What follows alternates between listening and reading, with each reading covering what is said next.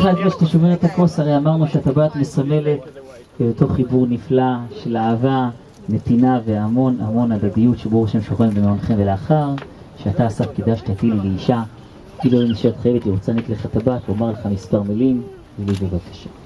בטבעת הזו יש שני פסים, ובאמצע יש אחד. אז אני מאחלת לשנינו שנתחבר ונדע להצמיח אחד את השני. אני לא רוצה.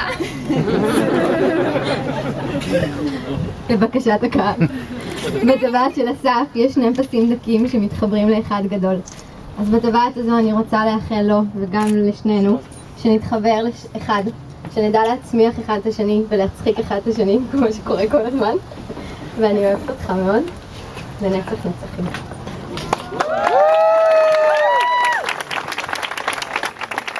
בסוף הייתה זה כאלו מילים, נראה לי שגם אתה רוצה להגיד משהו, לא? אז מה אתה?